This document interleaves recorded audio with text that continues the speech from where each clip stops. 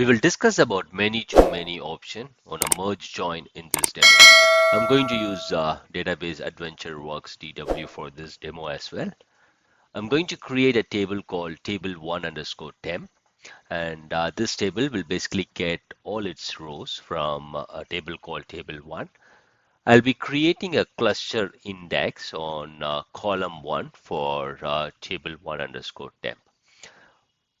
I will create another table called table2 underscore temp, and this table, table2 underscore temp, will get all its data from an underlying table called table1. And I'll be creating a cluster index on column 1 for table2 underscore temp. Let's get it created.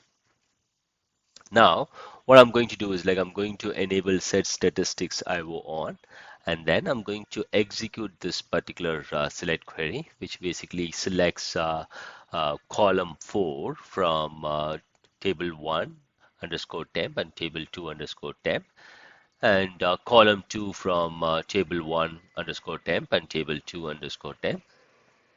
Basically, I will be joining table 1 underscore temp with table 2 underscore temp, and then the join condition would be column 1.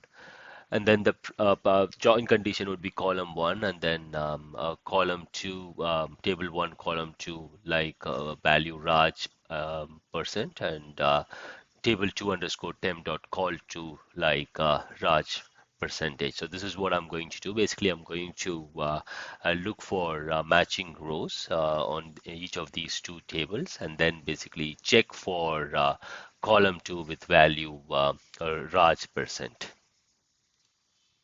Let's execute this query now. So this query returns close to 3,781 rows, and it performs close to 601 logical reads for table 1 underscore temp and 601 logical reads for table 2 underscore temp. Let's enable the actual execution plan and then execute this query one more time. It is returning 3,781 rows, and then performs logical read 601 for both table 1 underscore temp and table 2 underscore temp. If you look at the execution plan, what I'm able to see is we have an clustered index scan on a table 2 underscore temp and table 1 underscore temp. And if you see here, the results from each of these, both these scans are getting merged using a merge join, and then the data, resultant data is being displayed. Now, if I look at the merge join here, what I'm able to see is there is an option called many to many. That is the last, the one before the last one node ID. There is something called many to many, and this is set to true. So what does this mean is SQL Server optimizer, while employing the merge join, feels all the data as far as the scan that is performed, that is the scan that is performed on table 2 underscore temp and then table 1 underscore temp is deemed duplicate. So what happens is since it feels like it is all duplicate, many to many is set to true. So that means it is going to check each and every row, even though it finds an matching record, it has to complete the rest of the data to make sure there are no other matching records. In our case, we know that we basically moved the data from as far as table 1 underscore temp and table 2 underscore temp from a table called table 1, and we know that if you look at the table 1 structure, what we know that is the join condition here is column 1, and we know that column 1 as far as table 1 is concerned is an integer and is created as a primary key, and it is also an identity column with a seed and increment of 1. Since column 1 on table 1 is a primary key and it will not allow any duplicate records, we need to tell that as far as our query is concerned, as far as table 1 underscore temp and table 2 underscore temp. this is something that we usually miss when we use a select star into or insert into particular table name followed by the select. What we do is like we just worry about the data, but we never ever worry about the constraints. And this way, we will be able to provide some hints to the optimizer. So what we'll do now is like we will drop the existing indexes, that is the clustered index that we have created ix test, and then what we'll tell is like we will tell the SQL server that column 1 is a primary key. Let's go ahead and do that.